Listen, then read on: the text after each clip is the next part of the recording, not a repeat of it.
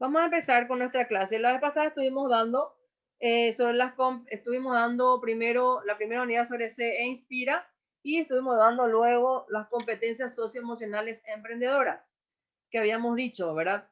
Hoy vamos a dar lo que es la unidad, el módulo 3, que es que es el módulo sobre la educación financiera, ¿sí? Un momentito, déjenme, vamos a compartir la presentación, por favor. Pueden ver la presentación, ¿verdad? Bueno, muy bien. Empecemos.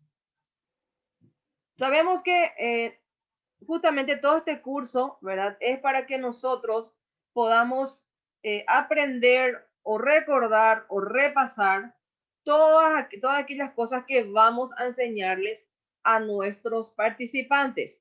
Acuérdense de lo que dije en la primera reunión, que el módulo, o sea, todo lo que tenga que ver con el emprendedurismo, ¿sí? Va a ser transversal a todos los cursos, todas las materias de la institución, en el SNPP, Sinafocal, todo van a estar apuntando al emprendedurismo, ¿verdad? Porque se está buscando que las personas aprendan a emprender solas, ¿sí? Entonces, por eso vamos a dar este módulo que es sumamente importante para los participantes. Sabemos que la parte de lo que es la educación financiera es lo que más falta entre nuestros alumnos, participantes y los habitantes en general del Paraguay. La educación financiera hace falta. Vamos a dar bien sencillito como para que nosotros podamos transmitir eso a nuestros participantes, ¿sí? Vamos a empezar con lo que es, la parte conceptual, que es, ¿qué es la finanza? ¿Qué son las finanzas? Las finanzas se refieren a una rama de la administración y la economía que estudia el intercambio de capital entre individuos, empresas o estados, con la incertidumbre y los riesgos y el riesgo que estas actividades conllevan.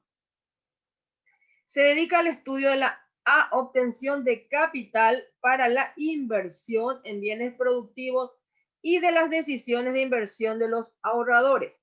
En pocas palabras, entonces, ¿cuál vendría a ser el objetivo de las finanzas? La obtención de capital para la inversión, ¿sí? En bienes productivos.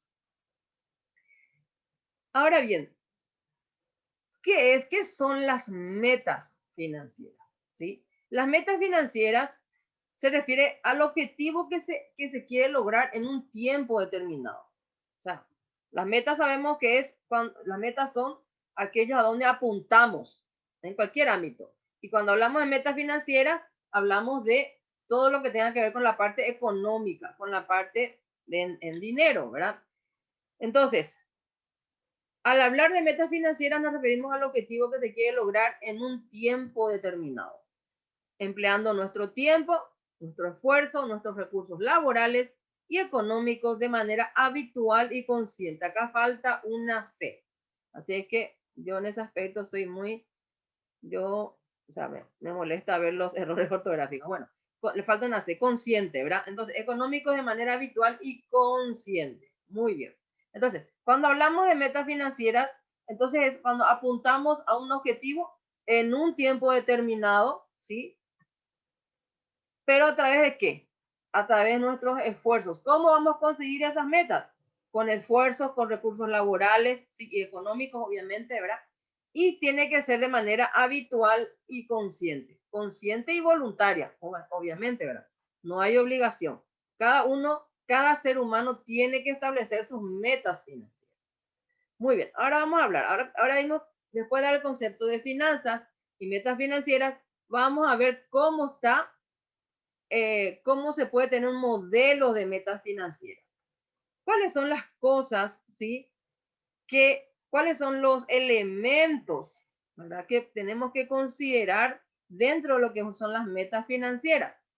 En primer lugar, tenemos que considerar nuestros recursos, los recursos que tenemos nosotros, ¿verdad?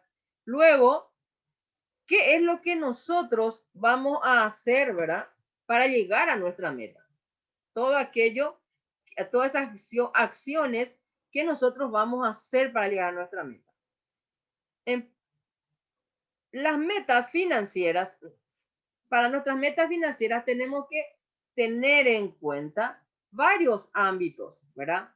Puede ser el ámbito personal, o sea, meta personal, en el ámbito familiar, o sea, las metas familiares, en el ámbito productivo, ¿sí? O sea, en el ámbito profesional laboral, ¿sí? Y por último, nuestra meta en la comunidad, ¿sí? Entonces, para cada campo de nuestra vida tenemos que establecer metas.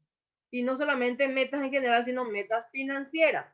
¿A dónde queremos llegar, verdad? ¿Cuáles son los elementos que tenemos que tener en cuenta para eso? En primer lugar, nuestros recursos. Luego, nuestras acciones. ¿Qué es lo que vamos a hacer para alcanzar nuestras metas? ¿Sí? Tenemos que establecer un plazo, ¿ok? Si queremos hacer 1 año, 2 años, 3 años, 10 años, ¿verdad? ¿Y cuánto significa en guaraníes esa meta, ¿verdad? Por ejemplo, en el ámbito familiar. Acá, por ejemplo, podemos decir la parte personal. ¿Cuánto tiempo nos va a llevar a alcanzar nuestro título? ¿Cuánto tiempo? Cuando uno empieza nuestra clase, toda nuestra vida siempre es en base se mueve en base a objetivos y metas, ¿verdad? Cuando la meta personal, por ejemplo, cuando empezamos, nosotros salimos del colegio, nos ponemos un objetivo de terminar la universidad, ¿verdad? Entonces, ¿cuánto tiempo? ¿Cuánto nos va a llevar a estudiar en la universidad? 6 años, ¿verdad? Todo eso tiene que ustedes explicarle a sus participantes. Entonces, el plazo es 6 años. ¿Cuánto? Uno hace el estimativo de cuánto saldría a estudiar esos 6 años. Entonces, te propones esa meta financiera alcanzar. Obviamente, nada es gratis, ¿verdad? Entonces, tenemos que buscar la manera con los recursos que contamos y las acciones que vamos a hacer para alcanzar ese objetivo. O sea, supongamos, estudiar una carrera cuesta 10 millones. Bueno, ¿cómo vamos a conseguir esos 10 millones? ¿Cuánto es mi salario? ¿Qué otras acciones puedo hacer? No solamente buscar salarios extras, también, por ejemplo, reducir nuestros gastos de hormiga, como se dice, dejar de comprar, dejar de comer afuera, ¿verdad? O sea, reducir todos los gastos que no vienen, ¿verdad? O sea, gastos innecesarios, ¿sí? Reducir todo, tratar de reducir todo lo que tenga que ver, por ejemplo, las vacaciones, los viajes. Entonces, proponernos metas concretas y alcanzarlas. Luego, en el ámbito familiar suele ser, por ejemplo, conseguir nuestra vivienda, conseguir un auto para la familia, ¿verdad? Entonces, ¿cómo se dice? Cada sección o ámbito de nuestra vida tiene sus metas, ¿verdad? En el ámbito profesional perdón, el laboral, ¿verdad? Por ejemplo, de repente un masterado o conseguir, por ejemplo, eh, inclusive independizarte o emprender, cuánto te va a salir, todo eso, ¿verdad?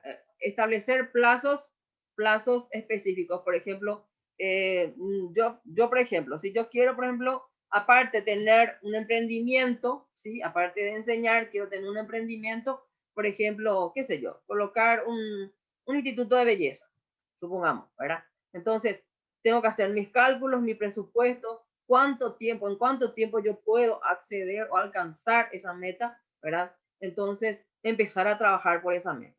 Por ejemplo, qué sé yo, 2 años, instalar que se va a salir 50 millones, en 2 años empezar, entonces, ¿cuánto tengo que ahorrar mes a mes? Todo eso tengo que ir calculando, ¿sí?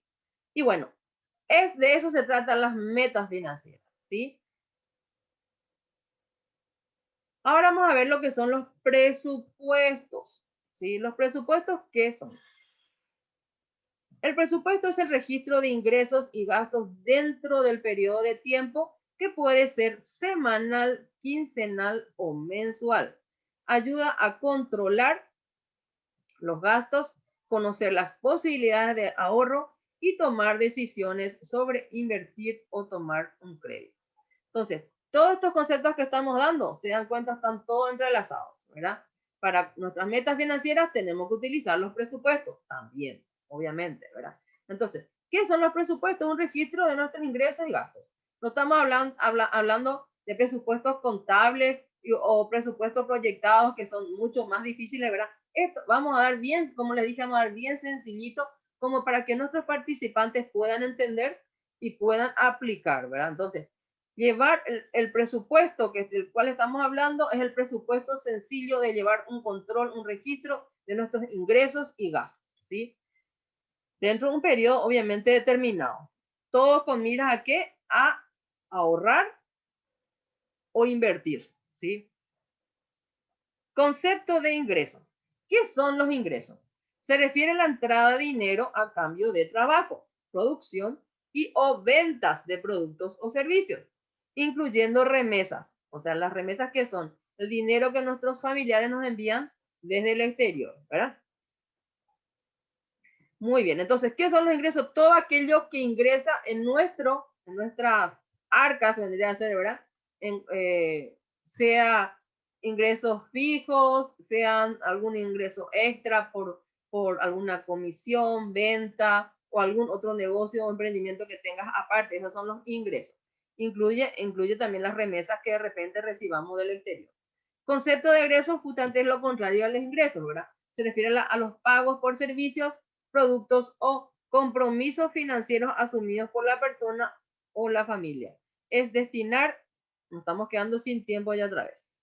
Muy bien, es destinar, ¿verdad?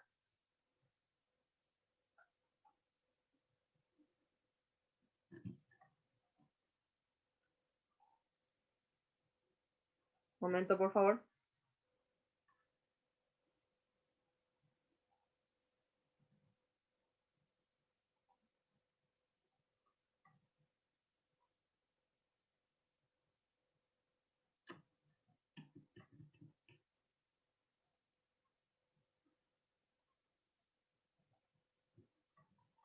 Bueno, es destinar entonces dinero para conseguir bienes o servicios. Muy bien.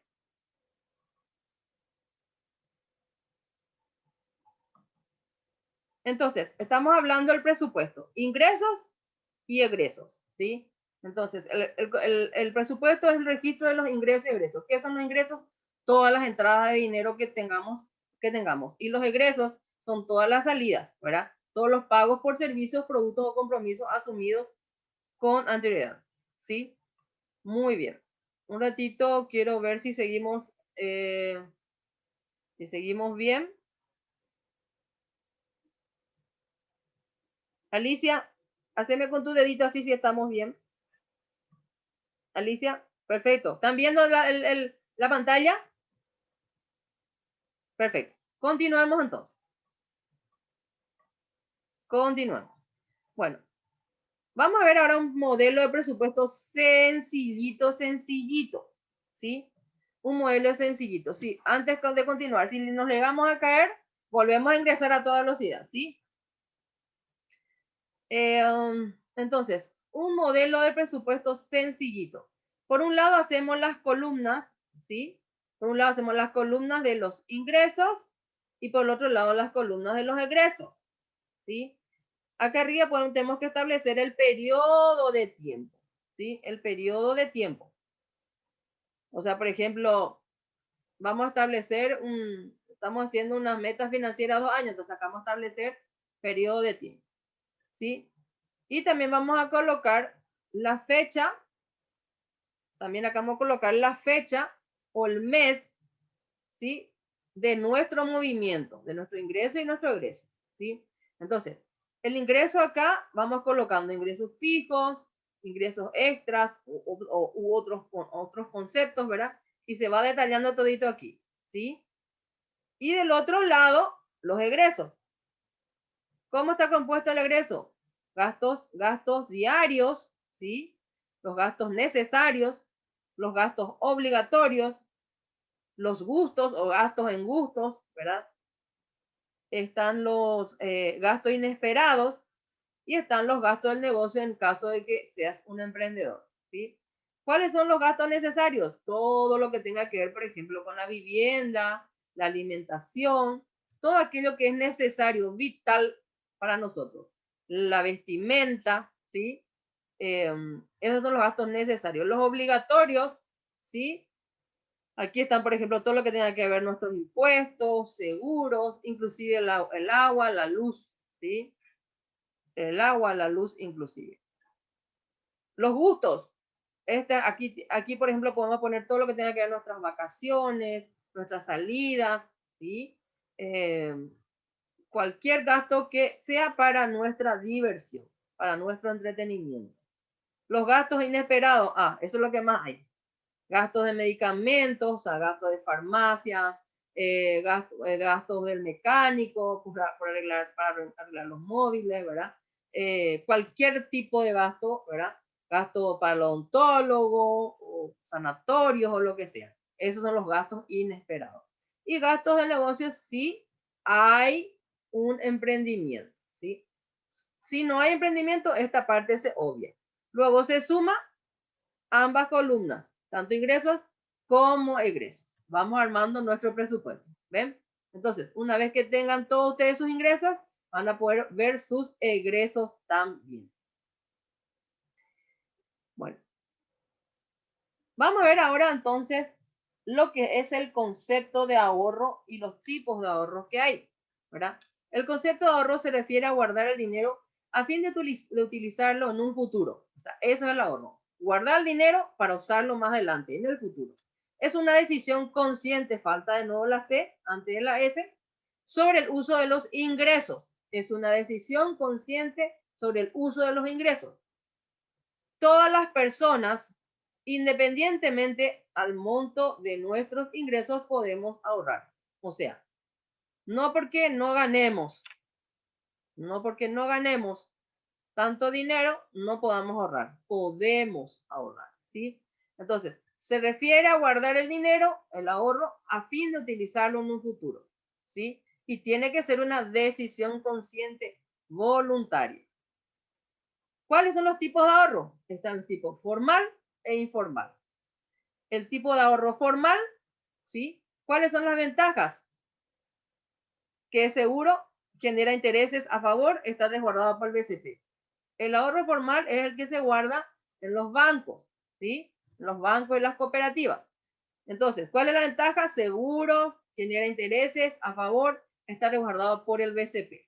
Y el informal, ¿sí? Que es el que no se guarda el dinero en el banco, eso lo ganan las cajas fuertes en la casa, ¿verdad? Algunos gastan, algunos guardan debajo de su colchón, ¿verdad? Bueno, ese es más cercano, accesible y tenemos disponibilidad inmediata sobre los mismos, ¿sí? Entonces, tipo de ahorro formal e informal.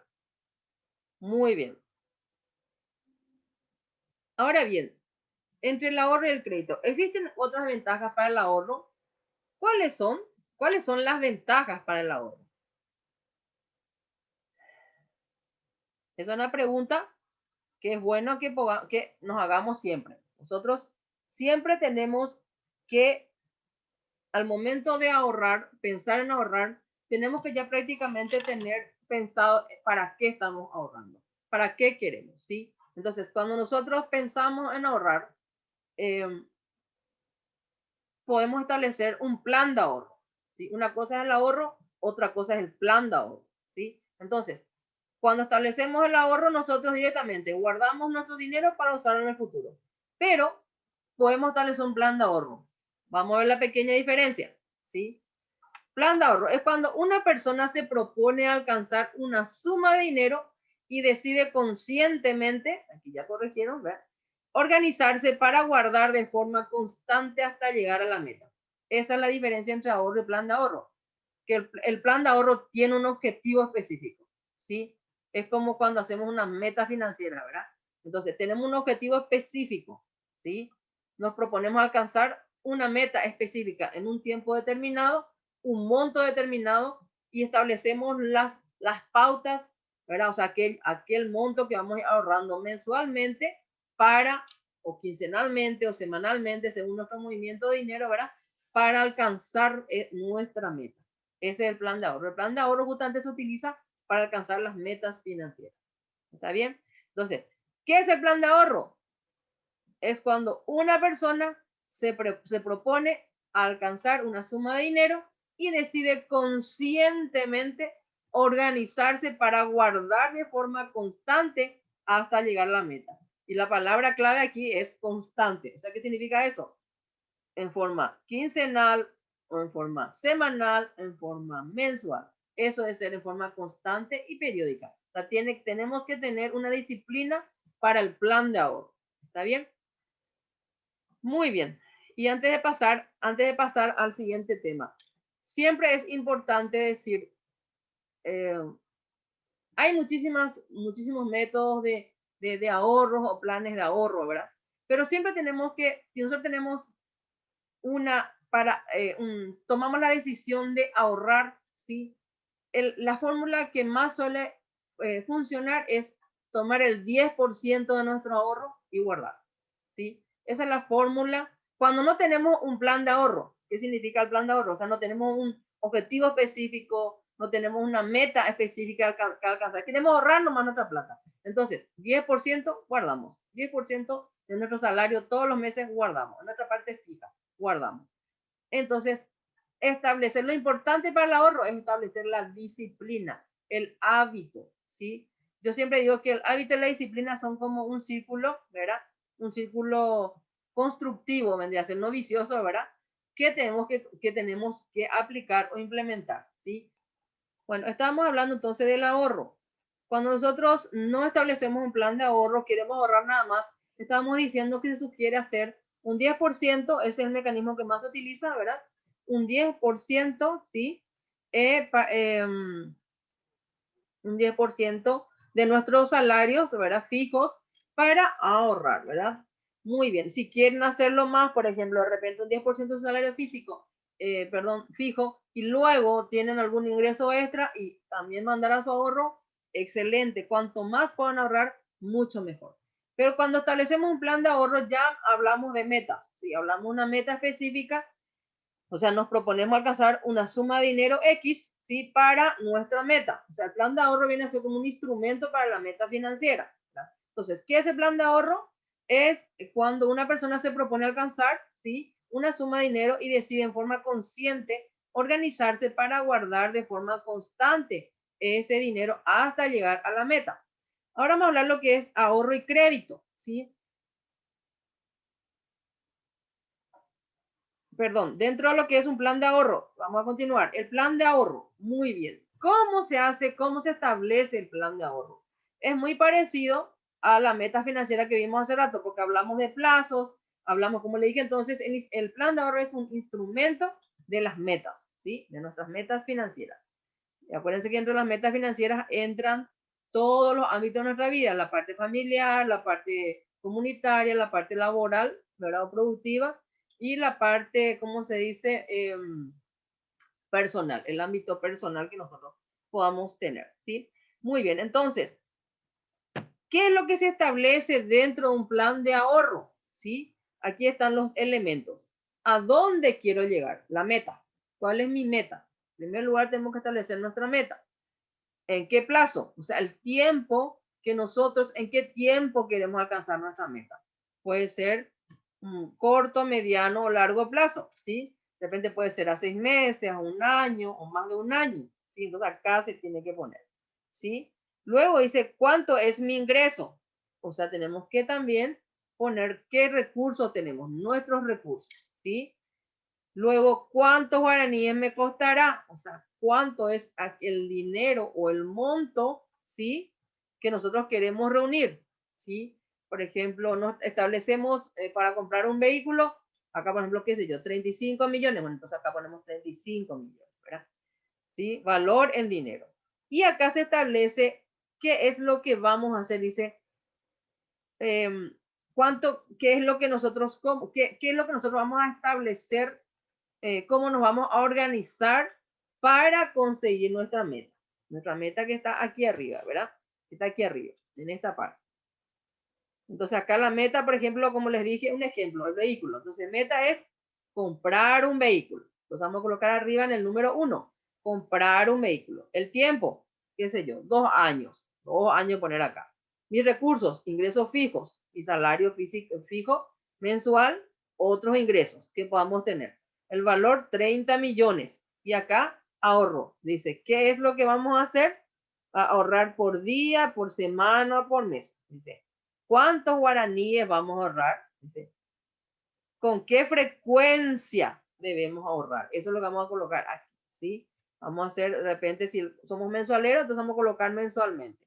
Y entonces aquí vamos a colocar cuánto es lo que vamos a ahorrar mensualmente para llegar a nuestra meta que vale 35 millones. Nuestra meta de comprar un vehículo que vale 35 millones. Qué sé yo, ahorrar 1 millón mensual o cosas así, ¿verdad?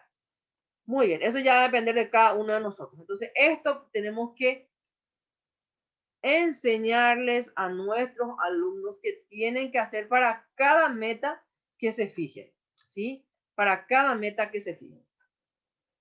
Hacer un plan de ahorro. Y este es el mecanismo para hacer un plan de ahorro. El mecanismo más fácil para hacer un plan de ahorro.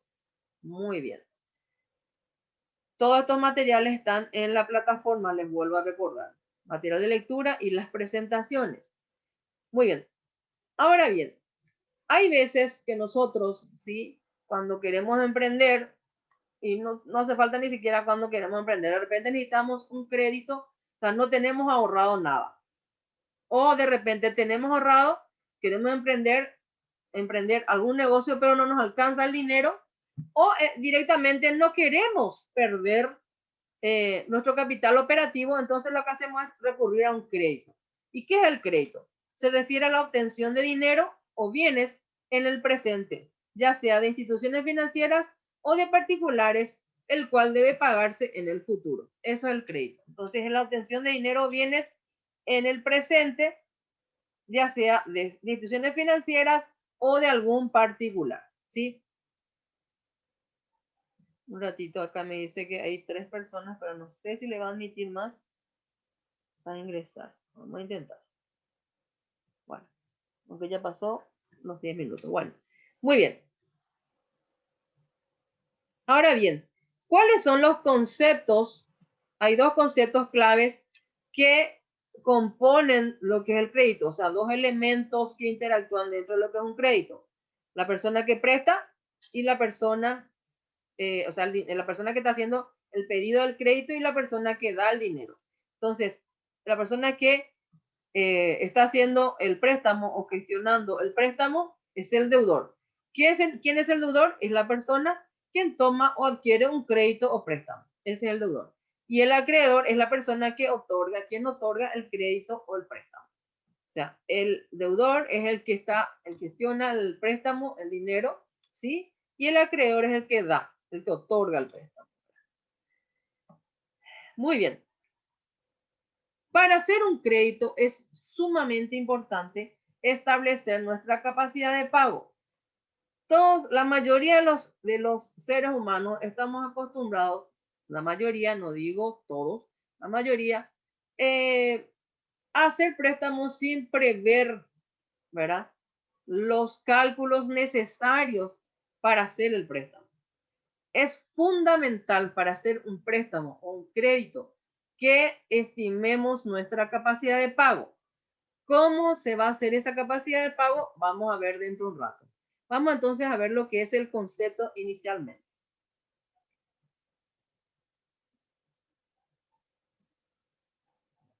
¿Qué es la capacidad de pago? Se refiere a los recursos que una persona tiene para cumplir con un compromiso de acuerdo al plazo del préstamo que se desea tomar.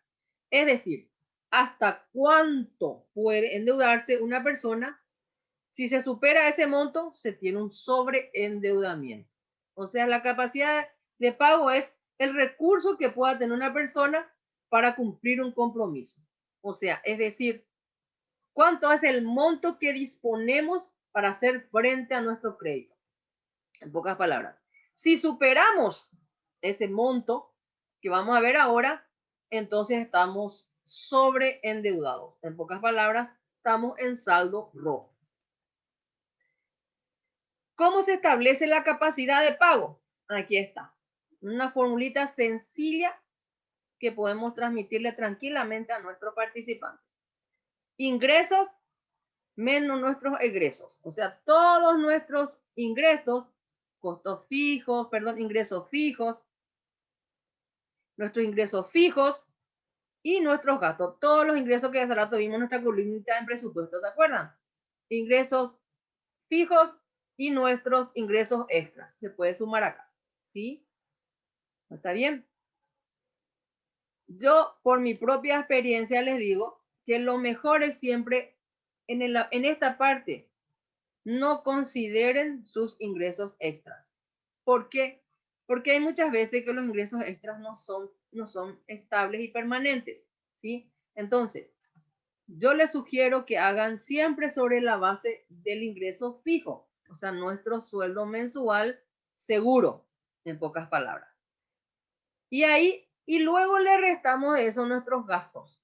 ¿Se acuerdan la columnita de gastos que vimos? La columnita, el ingreso y gasto, nuestra columnita de gastos, no, toditos esos gastos, incluidos los gastos de imprevistos, tenemos que incluir acá, siempre. ¿Por qué? Porque eso es lo que nos hace desestabilizar. Cuando no incluimos los imprevistos dentro de nuestros gastos para hacer un préstamo, después, cuando nosotros queremos pagar y surge un imprevisto, ahí empieza nuestro descalabro financiero. Entonces, en este monto acá, tienen que considerar los imprevistos también. Entonces, el ingreso menos los gastos, el saldito. Y del saldo que te sobra, tu dinero, el 50% es tu capacidad de pago. O sea, en este caso sobró 250,000, el 50% es 125,000. Eso es tu capacidad de pago. ¿Sí? Entonces, este ya es una formulita nada más para que ustedes hagan un ensayo, ¿verdad? Entonces, el ingreso menos los gastos, el saldo. Y eso les calculamos el 50%. Esa es la capacidad de pago. Aquí dice, el porcentaje para el cálculo de la capacidad de pago puede variar. En este material recomendamos el 50% para un endeudamiento responsable. ¿Sí? El 50%, este monto puede variar, eso es lo que está diciendo, este monto que está aquí, pero para que sea un endeudamiento responsable, el 50%. ¿Sí? El 50%. Y sobre eso, nosotros hacemos nuestra capacidad de pago. Si realmente hacemos nuestro balance de ingresos menos gastos y hacemos un cálculo del 50%, entonces sobre ese monto, si queremos hacer el crédito, hagámoslo. Pero si no tenemos el 50%, si acá nos sobra un 40%, si nos sobra un 30%, nada más, no es recomendable. ¿Por qué? Porque ahí estaríamos ante un pequeño imprevisto, estaríamos empezando a desestabilizar. ¿Está bien? Muy bien. Dice, antes de tomar una deuda, siempre es importante calcular la capacidad de pago, que es lo que acabamos de decir. Ser consciente de la deuda que vamos a tomar y ser responsable en el pago a fin de evitar atrasos, pagos de intereses por mora y malos historiales crediticios. Muy bien. En pocas palabras, cuando asumimos un compromiso financiero, un préstamo, un crédito, seamos conscientes a la hora de hacer, ¿verdad? Ese préstamo. En primer lugar, tenemos que ver si realmente hace falta hacer el préstamo, si es imperiosa la necesidad del crédito. Eso es uno. Lo segundo, calcular nuestra capacidad de pago, ¿sí? Si tenemos, de lo que nos sobra el dinero, ¿verdad? El 50% es un endeudamiento responsable. Tenemos capacidad para pagar, ¿sí? Y no caigamos en los intereses y las moras, porque cuando empezamos a entrar en esa espiral, es como una bola de nieve que va creciendo y no para, ¿sí? Siempre tenemos que preguntar, cuando hacemos un crédito, siempre tenemos que preguntar y tener en cuenta el plazo, la tasa de interés y las penalidades en caso de incumplimiento. Muy importante eso es. Mucha gente llegan a hacer los créditos desesperadamente, firman sin mirar ni leen nada las cláusulas, ¿verdad? Y después se encuentran con sorpresas. Cuando vamos a hacer un crédito, y nos están otorgando el crédito, lean, tómense el tiempo y lean. Es mi recomendación, mi humilde recomendación para que ustedes puedan tener, no tengan después sobresaltos o se lleven sorpresas, ¿sí? Esto también tenemos que meterle en la cabeza a nuestros participantes, y sobre todo cuando nuestros participantes son jóvenes. Nuestros participantes jóvenes creen que hoy en día pueden hacer créditos por todos lados y después dejar todos los monos. Y no se dan cuenta que se ensucian, ¿verdad? Y ensucian su legajo. No se dan cuenta cuando van creciendo, se dan cuenta de la importancia de mantener limpio, ¿verdad? Nuestro historial crediticio, ¿sí? Pero ya es tarde, están llenos de deudas, llenos de morosidades, ¿verdad? Y entonces, cuando necesitan realmente de créditos, ya no pueden recuperarse. Lo mismo, ahora que me estoy acordando, el tema de la tarjeta de crédito. Por favor, hagámosle tomar conciencia a nuestros participantes del tema de la tarjeta de crédito. Creen que usar una tarjeta de crédito es lo más fácil, lo más lindo, lo más bonito. Y no es así. La tarjeta de crédito es para personas que tienen disciplina financiera en primer lugar y segundo lugar si tienen ingresos adicionales. Porque las tarjetas de crédito son muy perjudiciales cuando no hay disciplina financiera y sobre todo también cuando no hay ingresos adicionales. ¿Por qué? Porque la tarjeta de crédito te salva mucho cuando supongamos, a mediados de mes te quedas sin dinero, puedes ir al supermercado y hacer las compras fundamentales, ¿verdad? Que es para subsistir la comida, alimentación, vestimenta, si hace falta, ¿verdad? Pero, ¿dónde está el secretito de la tarjeta de crédito? Que tenemos que ver cuándo es el vencimiento, cuándo es el vencimiento, cuándo es el corte de la tarjeta. ¿Qué significa eso? Ver antes cuándo cae el corte.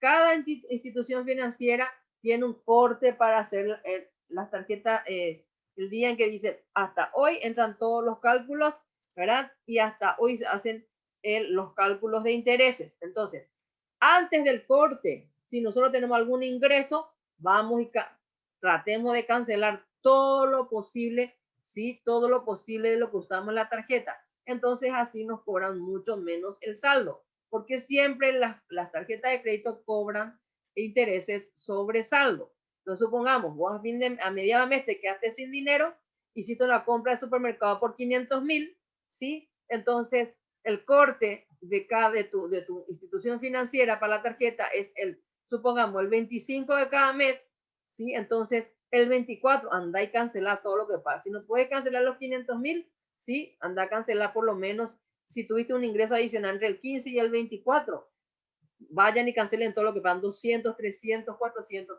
Así solamente sobre el saldo que quede se les va a calcular el interés, ¿sí? Entonces, así se van amortizando y no caigan en ¿cómo se dice?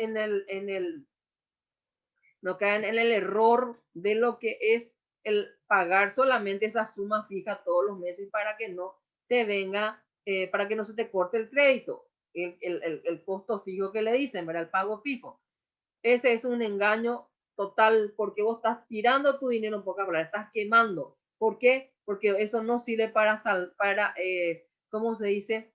No sirve para amortizar ninguna deuda y tu monto, tus intereses se van calculando sobre tu saldo y es impresionante cómo va creciendo. Entonces, hagamos tomar conciencia a nuestros participantes el tema del uso de la tarjeta de crédito. Es solamente para las personas que tienen disciplina financiera y para las que pueden tener ingresos extra y puedan amortizar el uso de la tarjeta. En pocas palabras, yo no recomiendo las tarjetas de crédito para nadie y menos para los jóvenes. Entonces, hagan entrar conciencia en eso. Muy bien, entonces, siempre preguntar y tener en cuenta el plazo, la tasa de interés y las penalidades en caso de incumplimiento. ¿Sí? Mucha gente firma los pagarés sin tener en cuenta las tasas de cumplimiento, el porcentaje del interés. Es más, algunos pagarés te hacen firmar sin ponerte el porcentaje del interés. Exijan que se les ponga y luego firmen. Es importante tener entonces un destino antes para cada crédito, no endeudarse si realmente no hay necesidad o urgencia de por medio. Muy bien, es cierto, el crédito, por favor, dejémoslo solamente para casos de urgencia o de imperiosa necesidad, como le dije hace rato. Hay también personas de que, por ejemplo, eso también inculquen a sus participantes. Y yo tengo mucha experiencia en lo que es la parte de recursos humanos también. Y El personal siempre, cuando sabe que va a tener un aumento salarial, ya piensan todo lo que va a gastar. Antes de tener en su bolsillo, ¿verdad? Ya piensan todo lo que va a gastar ese dinero. Eso también tienen que desterrar, tienen que hacerles entender a sus alumnos, participantes, y nosotros también apliquemos eso, ¿verdad? Que cuando sepamos que vamos a tener un poquito más dinero, no pensemos en qué vamos a gastar ese dinero, sino más bien que eso nos sirva para guardar o para hacer frente de repente a algunos compromisos financieros que nos estén ahogando. Pero no pensemos en otra vez comprar algo a crédito, total con ese aumentito voy a pagar. No, eso está mal bajo todo punto de vista de lo que es un presupuesto financiero. No lo hagan. Entonces, endeudarse solamente por imperiosa necesidad. Ahora vamos a ver lo que es el sistema financiero. ¿Qué es el sistema financiero? Es lo que permite el relacionamiento entre los individuos con unidades económicas, instituciones y entidades financieras a través del intercambio de productos, instrumentos y servicios. Los sistemas financieros permiten que el dinero se movilice dentro de una economía. En pocas palabras, el sistema financiero es el relacionamiento entre todos los individuos, ¿verdad? Con que tengan unidades económicas, ¿verdad? Que sean instituciones o entidades financieras y donde se intercambian productos, instrumentos y servicios. ¿Cuáles son los, cómo se dice, los elementos o instrumentos de un sistema financiero? El ahorro, el crédito, seguros y servicios. ¿Cuáles son esos? Todo esto conforman los productos y servicios financieros. ¿Qué es lo que se da dentro del sistema financiero? Los productos y servicios financieros. El ahorro, el ahorro, por ejemplo, en los bancos. Hay cuentas de ahorro, a la vista, cuenta a plazo fijo, cuenta corriente, certificado de depósito de ahorro, etc. Créditos. Hay consumos consumo para la vivienda, microcréditos productivos o de negocios. Seguro de personas, vida y accidentes. Servicios, transferencias nacionales e internacionales. Tienen que decir acá. Pago de servicios. Para eso, todo eso, estos son los elementos que funcionan o que se dan dentro de lo que es el sistema financiero. Y por último, vamos a estar viendo los derechos y deberes del usuario financiero. ¿Cuáles son los derechos y deberes del usuario financiero? Una persona que viene a usar, una persona que usa los servicios financieros. Derecho a recibir una buena atención por parte del personal de la institución financiera. Derecho a recibir información y aclaración de todas las dudas sobre los productos o servicios financieros que ofrecen las instituciones. Derecho a recibir capacitación en la utilización de los productos y servicios que ofrecen las instituciones financieras. Derecho a conocer todos los costos del producto o servicio y las condiciones de la institución financiera para no tener malos entendidos. Derecho a realizar quejas y reclamos y ser atendidos en forma. En pocas palabras, tenemos todos los usuarios financieros, tenemos el derecho de ser informados de lo que vamos a adquirir, de ser informados de cómo debemos utilizar, ¿sí? Cómo debemos utilizar para que no nos llevemos sorpresitas, en pocas palabras, ¿sí? También tenemos derecho a hacer las quejas y los reclamos y tenemos que ser atendidos en tiempo y forma. ¿Cuáles son nuestros deberes? O sea, por un lado están nuestros derechos, ahora los deberes. ¿Qué es lo que nosotros tenemos que hacer? Tenemos que revisar y analizar detalladamente las condiciones de los productos o servicios antes de adquirirlos. Cumplir en tiempo y forma con los pagos de las cuotas de los créditos y los servicios adquiridos. Brindar información correcta a la institución, o sea, no debemos mentir en nuestros datos. Llevar un registro de la cantidad de pagos que ya se hizo y controlar si le están cobrando bien. En pocas palabras, cuando hacemos un crédito, un préstamo o utilizamos los servicios de los bancos, las cooperativas, las financieras, tenemos que revisar todo en forma detallada de todo. Primero, las condiciones antes de adquirir. Luego, ¿verdad? Una vez que ya adquirimos, cumplir con los pagos, con los plazos, ¿sí? en tiempo y forma para que no nos crezcan los intereses moratorios y no nos llevemos las sorpresitas. Nos estamos quedando sin tiempo ya sabes. Muy bien. 11 y 11. Muy bien. Entonces, brindar información correcta a la institución y por último llevar un registro de la cantidad de pagos que ya hicimos y si nos están cobrando bien. Ahora bien, si nosotros tenemos problemas, ¿verdad? En el servicio financiero hay unos canales de quejas y reclamos. Todo esto tenemos que transmitirle a nuestros participantes, gente. Cuando un producto o servicio no se da de acuerdo a lo pactado, las personas están en su pleno derecho de reclamar, ¿sí? De reclamar o hacer un reclamo. El reclamo es cuando un cliente o consumidor comunica a la institución financiera estar disconforme con el producto o servicio. También se puede presentar quejas cuando no se está conforme con la atención recibida en la institución financiera. Para realizar las quejas o reclamos se pueden seguir estos pasos. Primero, directamente con la institución financiera. O sea, tenemos alguna queja o un reclamo directamente con nuestra institución financiera, ¿sí? Por lo general siempre tenemos nuestros propios ejecutivos de cuentas. Bueno, tenemos que quejarnos con nuestro ejecutivo de cuentas. Si no se pueden resolver el problema con la institución financiera, hay que buscar contactar con el Banco Central del Paraguay o la INCOP, que es de las cooperativas, ¿verdad? Según sea el caso.